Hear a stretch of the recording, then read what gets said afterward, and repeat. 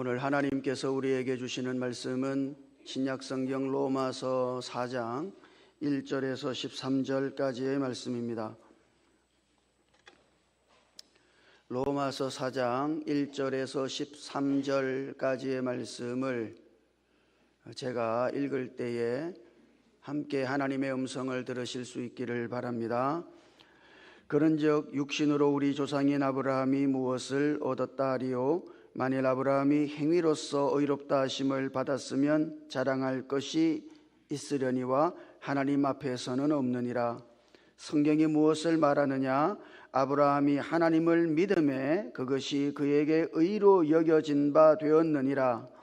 일하는 자에게는 그 삭시 은혜로 여겨지지 아니하고 보수로 여겨지거니와 일을 아니할지라도 경건하지 아니한 자를 의롭다 하시는 이를 믿는 자에게는 그의 믿음을 의로 여기시나니 일한 것이 없이 하나님께 의로 여기심을 받은 사람의 복에 대하여 다윗이 말한 바 불법이 사함을 받고 죄가 가리어짐을 받은 사람들은 복이 있고 주께서 그 죄를 인정하지 아니하실 사람은 복이 있도다 함과 같으니라. 그런즉 이 복이 할례자에게냐 혹은 무할례자에게도냐? 무릇 우리가 말하기를 아브라함에게는 그 믿음이 의로 여겨졌다 하노라. 그런즉 그것이 어떻게 여겨졌느냐? 할례시냐 무할례시냐? 할례시가 아니요 무할례시니라. 그가 할례의 표를 받은 것은 무할례시의 믿음으로 된 의를 인친 것이니 이는 무할례자로서 믿는 모든 자의 조상이 되어 그들도 의로 여기심을 얻게 하려 하심이라. 또한 할례자의 조상이 되었나니 곧 할례 받을 자에게뿐 아니라 우리 조상 아브라함이 무할례시에 가졌던 믿음의 자취를 따르는 자들에게도 그러하니라. 아브라함이나 그의 후손에게 세상의 상속자가 되리라고 하신 언약은 율법으로 말미암은 것이 아니요 오직 믿음의 의로 말미암은 것이니라. 아멘. 종교개혁자 마르틴 루터 아시죠? 이 마르틴 루터는 원래 수도사였습니다. 수도원에서 늘 하는 일이 기도하고 명상하고 고행하는 거예요. 그 수도원에서 늘 그러고 살아요. 그러니까 사실 수도원에 있을 때에는 사실적인 죄를 범할 수가 없는 겁니다. 이게 무슨 말인가 하면은 예를 들어서 수도원에는 남자들만 있단 말이죠. 이성이 없어요. 그러니까 간음죄를 범할 이유가 없죠. 사유재산도 없거든. 이거 내 거가 없어요. 거기는 사유재산이 없으니까 도둑질 할 일도 없어. 자녀도 없고 출세나 명예도 없다 이 말이에요. 그러니까 인간적인 욕망에 사로잡혀서 노예로 살아갈 일도 없어. 그러니까 이 수도원에 있을 때는 사실적인 어떤 죄를 범할 수가 없는 거죠.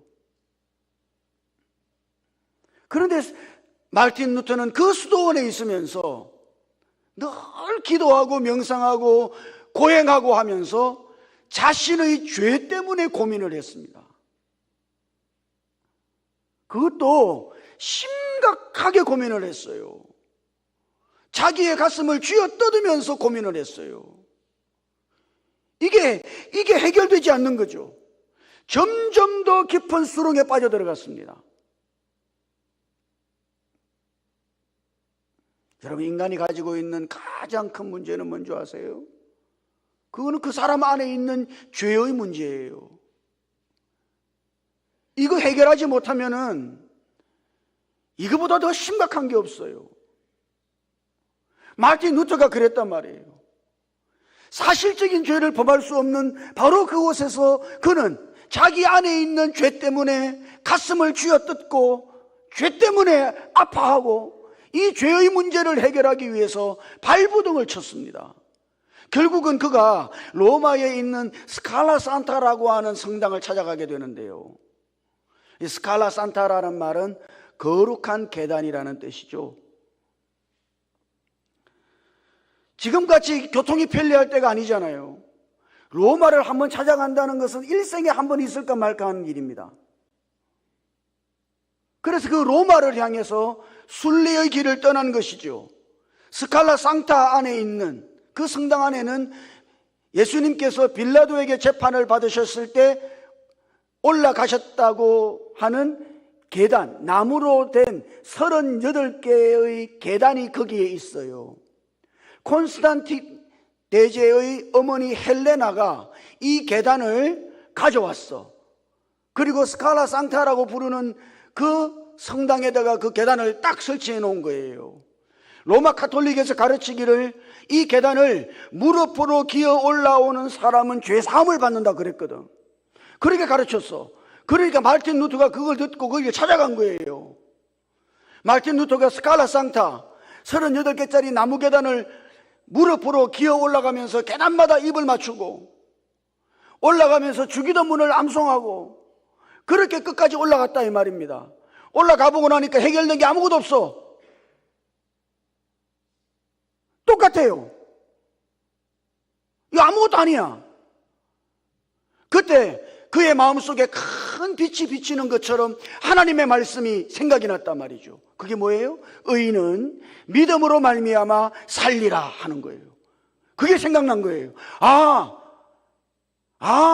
믿음으로 말미암아 죄 사함을 받고 믿음으로 말미암아 의로워지는구나 하는 거를 거기서 깨닫는 거예요.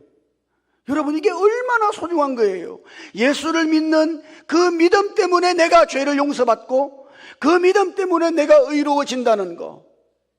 여러분, 이 소중한 것을 거기서 깨닫는 거예요. 여러분 어떻습니까? 로마서 4장을 읽어보면 사도 바울이 이 예수를 믿음으로써 죄 사함 받고 믿음으로써 의롭다 함을 얻는다고 하는 것을 증명하기 위하여 두 사람을 소개하고 있다는 것을 볼 수 있어요. 원래 로마서라고 하는 것은 편지 아닙니까? 로마에 있는 그리스도인들에게 쓴 바울의 편지예요. 그러니까 이 편지를 처음 받아본 독자, 서신의 수신자들은 로마에 있는 그리스도인인데 그 중에서도 유대인으로서 그리스도인이 된 자들이란 말입니다. 사실 그들은 유대인이에요. 유대인인데 예수를 믿고 그리스도인이 된 사람들이죠. 자, 그렇기 때문에 유대인들이 너무도 잘 알고 있는 두 사람의 예를 바울이 들고 있는 거예요. 아브라함과 다윗이요.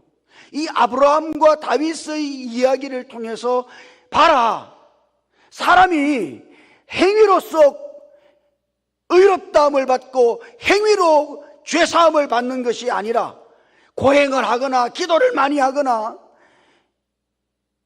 예배를 많이 드리거나 심지어는 어려운 고통을 자기에게 가해서 그렇게 죄사함을 받고 의롭다함을 얻는 것이 아니라 예수를 믿는 믿음으로 말미암아 의롭다함을 얻는다는 것을 이 사도 바울이 그들에게 역설하고 있는 것이죠. 그래서 여러분 1절을 읽어보면 1절이요, 거기 이렇게 되어 있잖아요. 그런즉 육신으로 우리 조상인 아브라함이 무엇을 얻었다 하리요. 여러분, 이 번역은 순서를 좀 바꿔야 돼요. 거기 육신으로 우리 조상인 아브라함 그렇게 말하면은 아브라함이 육신으로 우리 조상인가? 여러분의 조상은 아니죠. 육신으로 아브라함은 유대인의 조상이다 이 말입니다. 성경이 그렇게 읽혀요. 그러나 이거를 정확하게 번역하면 이렇게 되는 거죠. 그런즉 우리 조상인 아브라함이 육신으로 무엇을 얻었다 하리요. 이렇게 이 육신으로라고 하는 말을 뒤에 보내야지만 이 말을 이해할 수가 있어요. 그러니까 바울은 아브라함이 여러분들의 육신의 조상입니다, 이걸 말하고 있는 것이 아니라 아브라함이 육신을 통해서 무엇을 얻었는가, 이걸 말하고 있는 거죠. 그게 육신이라고 하는 것은 행위를 가리키는 겁니다. 아브라함이 자신의 능력과 자신의 힘과 자신의 행위로서 무엇을 얻었는가? 그 말은 뭐죠? 아무것도 얻은 것이 없다는 이야기죠. 아브라함이 자기 힘으로 구원받은 것이 아니다. 자기의 행위로서 구원받은 것이 아니다. 아브라함이 구원을 받은 것은 그 아브라함 안에 있는 믿음 때문이다.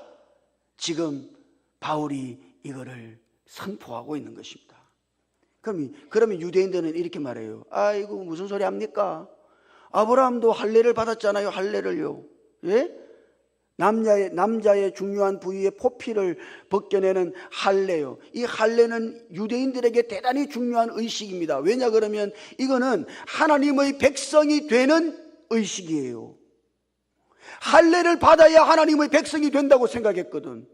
그러니까 이 할례는 얼마나 중요해요. 아브라함도 보세요. 할례를 받아서 하나님의 백성이 됐잖아요.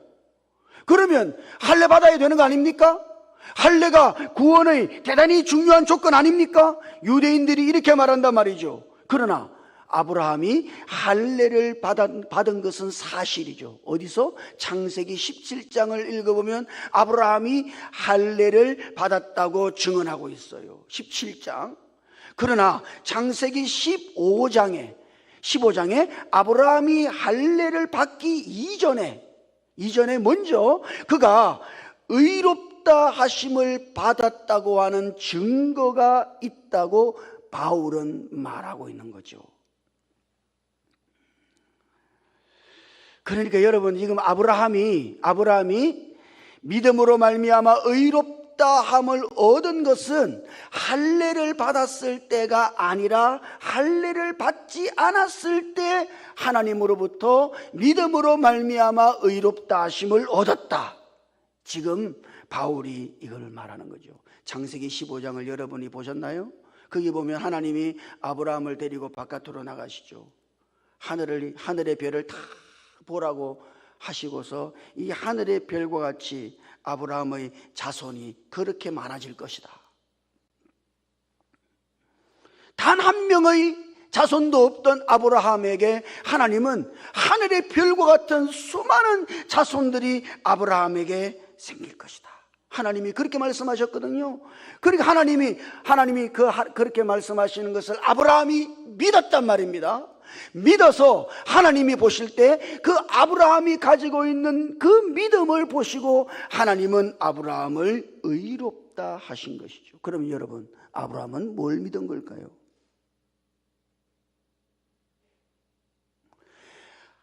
네게 자손을 주리라 한 하나님의 말씀을 믿은 것이죠.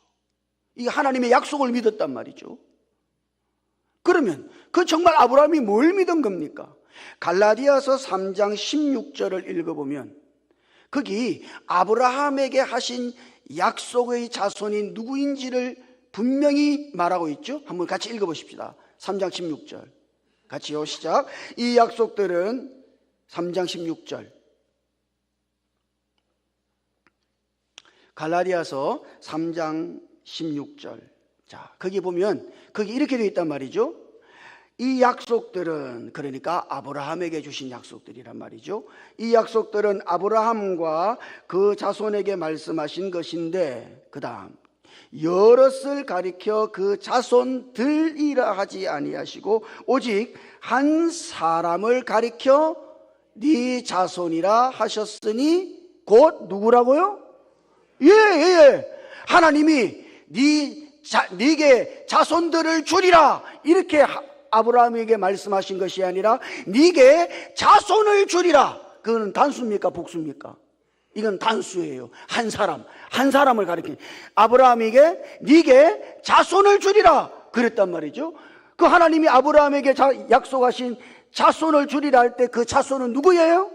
그 자손이 바로 예수 그리스도다. 바울은 그렇게 말하고 있는 거죠. 그러니까 아브라함은 하나님께서 주실 그 자손, 누구죠? 예수 그리스도, 그분을 믿은 것이다 이 말입니다. 아브라함의 믿음이나 우리의 믿음이 똑같은 거야. 예? 아브라함은 뭘 믿었어요? 하나님이 주실 자손 예수 그리스도를 믿은 것이고, 오늘 우리는 하나님이 주신 자손 예수 그리스도를 믿고 있는 것이죠. 이 믿음으로 말미암아 아브라함이 하나님 앞에 의롭다 하심을 얻었다. 여러분, 누가 의롭다 하심을 얻어요? 예, 하나님이 보내신 구세주 예수 그리스도, 메시아이신 예수 그리스도, 그분을 믿는 사람만 의롭다 하심을 얻는 거예요. 아브라함이 그의 행위로 말미암아, 육신의 행위로 말미암아 구원을 받은 것이 아니라 예수를 믿는 그 믿음으로 아브라함도 의롭다 하심을 받았고 구원을 받았다. 지금 바울이 이걸 말하고 있는 거죠. 바울은 대단히 성경을 깊게 읽는 사람입니다. 그냥 어떤 일반적인 약속이나 이런 거를 보려고 성경을 읽는 사람이 아니라 아브라함은 그 성경에서 누구를 봐요? 예수 그리스도를 봐요.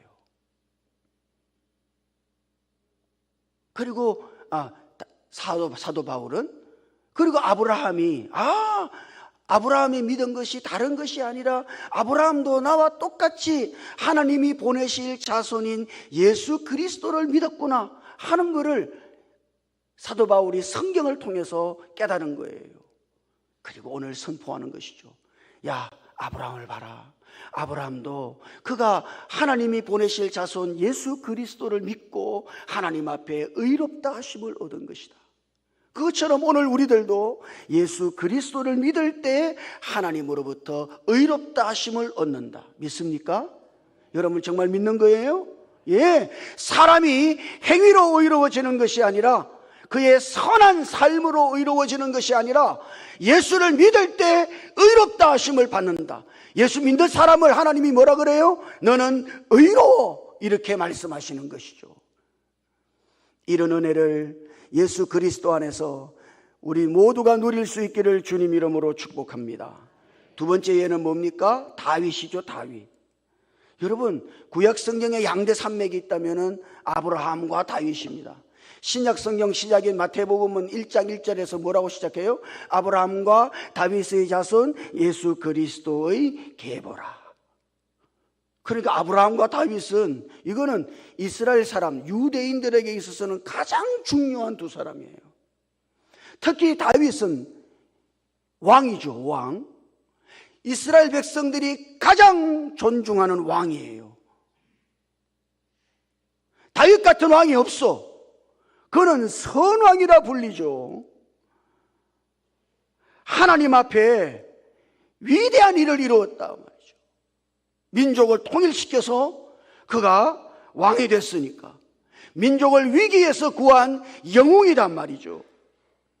그러나 사도 바울은 이렇게 말하는 거예요. 그가 아무리 대단한 사람이라 할지라도, 민족을 구한 영웅이고 그가 아무리 엄청난 일을 하고 사람들의 존경을 받는 사람이라 할지라도 그도 하나님 앞에서 한 사람의 죄인일 뿐이다.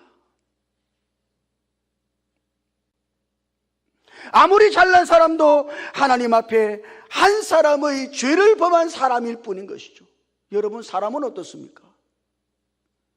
우리는 어떤 사람을 볼 때, 와, 저 사람은 대단한데? 때로는 그의 삶에 있어서, 오, 너무 대단한데? 그렇게 말할 수 있을지 몰라도 하나님이 보실 때 그 사람도 하나님 앞에서 한 사람의 죄인에 불과하다. 그래서 오늘 우리가 읽은 7절 말씀처럼 다윗이 고백하는 거예요. 7절 한번 같이 읽어보죠. 7절을 시작. 불법이 사함을 받고 죄가 가려짐을 받은 사람들은 복이 있고. 여러분, 이거는 다윗의 고백 시편 32편 1절을 인용한 겁니다. 이건 다윗이 말한 거예요. 다윗이 뭐라고 말했어요? 불법을 사함을 받고 죄가 가려진 사람은 복이 있도다. 이건 다윗의 경험이거든. 여러분, 다윗의 인생에서 가장 행복했던 순간은 언제일까요? 다윗이 골리앗을 무찔렀지. 예? 그 엄청난 일을 다윗이 해냈잖아요.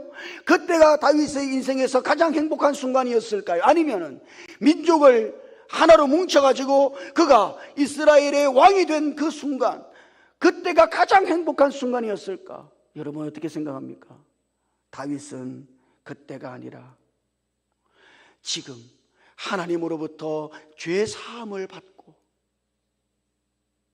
하나님으로부터 용서를 받고 하나님으로부터 의롭다 하심을 받은 바로 그 순간, 그 순간이 그의 인생에서 가장 행복한 순간이다. 여러분이 다윗의 행복을 이해하려고 그러면 다윗의 범죄를 볼 수 있어야 돼요. 다윗의 불행이요. 다윗은 행복했을까요? 아니요. 불행했어요. 그 결정적인 사건이 그의 부하였던 우리아의 아내를 다윗이 범하는 사건 아닙니까? 우리아의 아내를 다윗이 자기 아내로 취하잖아요. 그리고 왕으로서 모든 수단을 다 동원해가지고 완전 범죄를 만들었지. 아무도 몰라 이거는.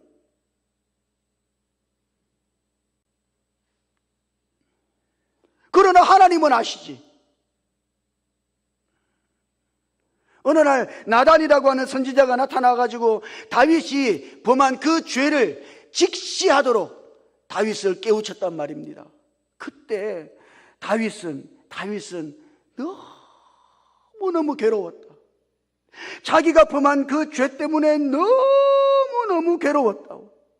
이거는 말로 못할 고통을 다윗이 겪었어요. 시편 32편 3절과 4절을 읽어보면 이게 다윗의 고백입니다. 내가 입을 열지 아니할 때에 종일 신음함으로 내 뼈가 쇠하였도다. 종일 신음함으로 내 뼈가 쇠하였도다. 주의 손이 주야로 나를 누르시오니 내 진액이 빠져서 여름 가뭄에 마름같이 되었나이다. 여러분, 이게 얼마나 큰 고통이에요. 시름시름 종일 신음했다. 뼈가 쇠했다. 여러분, 뼈가 녹아내렸다 이 말입니다. 그만큼 고통스러운 거예요. 그만큼 불행했다 말이죠. 진액이 빠져서 여름 가뭄에 마름같이 되었다. 자기가 바짝바짝 말라 들어갔다고. 그건 자기 죄 때문에 그런 거예요. 다윗이 황폐한 거지. 범한 죄 때문에. 그러나 그가 하나님 앞에 자백하는 순간, 하나님, 제가 잘못했어요. 제가 당신께 죄를 범했습니다. 하나님 앞에 자백하는 순간 하나님이 너를 용서한다고 무조건적인 하나님의 용서를 확인하죠. 그때부터 그가 달라지기 시작했어요. 그가 가장 놀라운 인생의 행복을 경험하기 시작합니다.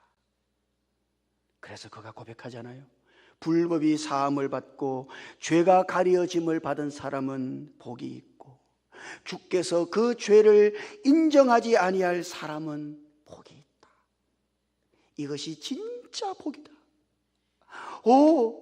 주님으로부터 용서받은 사람은 얼마나 행복한가. 죄 사함을 받은 사람의 행복은 얼마나 큰가. 여러분, 그 고백에서 우리는 두 가지 단어를 봐요. 사하심이라는 말과 그리고 가리움이라는 말입니다. 사한다는 말은 없앤다는 이야기예요. 죄 사함이란 것은 뭐예요? 죄를 없앤다는 이야기입니다. 죄의 흔적을 남기지 않는다는 이야기. 하나님 앞에서 죄의 흔적을 남기지 않는다는 이야기예요. 가리운다는 것은 뭡니까? 죄가 노출되지 않게 만드는 거죠. 여러분, 사람이 말이죠, 죄를 없애는 것보다 죄가 가려지는 것이, 죄가 노출되는 것이 사실은 더 힘들다고. 여러분들의 죄가 노출되면 어떻게 될 것 같아요? 옛날에 이스라엘 백성들이 성막을 만들었잖아요. 그 성막 안에 가장 깊은 곳에 지성소라고 하는 곳이 있습니다. 그 지성소 안에는 언약궤가 있죠. 그건 사실 궤니까 상자입니다. 상자. 뚜껑을 덮는 상자예요. 그 언약궤 상자 안에는 세 가지 물건이 있어요. 세 가지 물건. 모세가 하나님으로부터 받았던 두 돌판, 그 두 돌판이 깨어졌잖아요. 깨어진 두 돌판. 그거는 이스라엘이 율법을 범했다는 이야기죠. 하나님의 법을 어겼어. 그 깨어진 두 돌판이 그걸 보여주는 거예요. 아론의 쌍난 지팡이, 이거는 이스라엘의 거역을 말하는 겁니다. 이스라엘이 반역을 하고 거역을 했다고. 그리고 만나를 담은 항아리. 여러분, 만나는 하나님께서 이스라엘 백성들이 광야를 지나갈 때 주신 큰 축복 아니에요? 그런데 이스라엘 백성들은 만나를 받고 그 감사한 것을 원망으로 갚았단 말이에요. 그러니까 그 언약궤 안에는 이스라엘 백성들을 대표하는 죄가, 세 가지 죄가 그 언약궤 안에 담겨져 있는 겁니다. 하나님이 그것을 언약궤 안에 넣어놓고 그 언약궤의 뚜껑을 덮어버렸어요. 그래서 그 뚜껑을 뭐라 그래요? 시은좌라 그러는 겁니다. 그게가 사실 알고 보면 우리가 흔히 말하는 은혜의 보좌인 거예요. 뚜껑을 덮어버렸어. 그러니까 이스라엘의 죄가 보이지 않는 거죠. 이스라엘 백성들의 대제사장들이 1년에 한 번 어린 양의 피를 잡아가지고 휘장 안으로, 언약궤 안으로 들어가서 그 언약궤 위에 뚜껑에다가 뭘 뿌려요? 피를 뿌려요. 피를. 그러면 하나님은 뭘 봅니까? 언약궤 안에 있는 내용물을 보는 것이 아니라, 그 범죄의 증거를 보는 것이 아니라 언약궤 위에 뿌려진 피를 본다 이 말이에요. 하나님은 그 피를 보고 그 죄를 가리시는 것이죠. 그 피를 보고 그 죄를 용서하신다 이 말이에요. 여러분, 언약궤 뚜껑이 열려보십시오. 어떻게 되겠어요? 만약 여러분들의 마음이 언약궤의 뚜껑이 열리는 것처럼 열렸다고 한번 생각해 보시죠. 여러분의 마음에는 뭐가 있을까요? 여러분의 마음 안에는 뭐가 있어요? 마가복음 7장 21절을 읽어보면, 이거 한번 같이 읽어볼까요? 여기 우리 속에 있는 것들인데, 이게 한번 같이 읽어보십시다. 시작. 속에서 곧 사람의 마음에서 나오는 것은 악한 생각, 곧 음란과 도둑질과 살인과 간음과 탐욕과 악독과 속임과 음탕과 질투와 비방과 교만과 우매함이니. 이게 사람 안에 있는 거라고.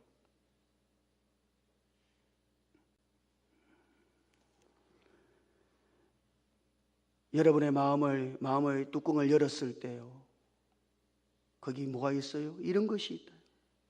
우리가 하나님 앞에 솔직하자면 내 안에 이와 같은 것들이 가득하다는 사실을 발견할 거예요. 그런데 이제 우리가 예수 그리스도를 믿을 때 하나님은 우리 안에 있는 이와 같은 죄를 보는 것이 아니라 하나님은 우리에게 뿌려진 예수 그리스도의 피를 보시는 것입니다. 그 피를 보시고 우리의 죄를 가리시고 우리의 죄를 사하시는 거예요. 그리고 우리를 의롭다고 인정하시는 것이죠. 이것이 다윗의 인생에서 가장 큰 행복이에요. 사랑하는 성도 여러분, 십자가 앞에서 나의 죄를 담당하시고 피 흘려서 그 피로 우리를 덮어주신 그리스도의 은혜, 그 은혜 안에 있는 이 놀라운 행복, 이 놀라운 기쁨, 이 놀라운 복을 날마다 누릴 수 있기를 주님 이름으로 축복합니다. 용서받은 사람, 내 죄가 가리움을 받은 사람이다. 나는 하나님이 의롭다 하시는 사람이다.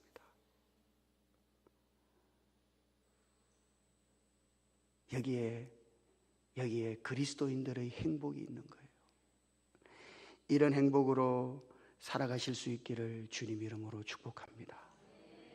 이 행복은 예수 믿을 때만 가능한 거예요. 예수 믿는 믿음 안에서 하나님 안에 이 놀라운 행복을 매일매일 누리며 사시기를 주님 이름으로 축복합니다. 기도하십시다. 주님,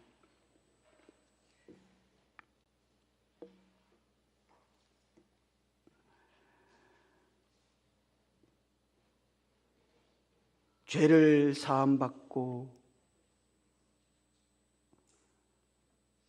죄를 가리우셨을 뿐 아니라 우리를 의롭다고 하시는 그 하나님의 은혜 속에 다윗이 아브라함이 누렸던 이 행복을, 이 기쁨을, 이 평안을 우리들 모두도 날마다 누리며 살아가게 해 주시옵소서.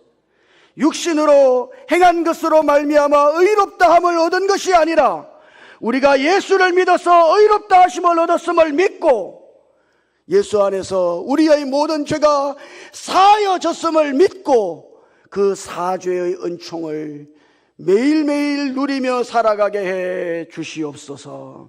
우리 주님 예수님 이름으로 기도드립니다. 아멘.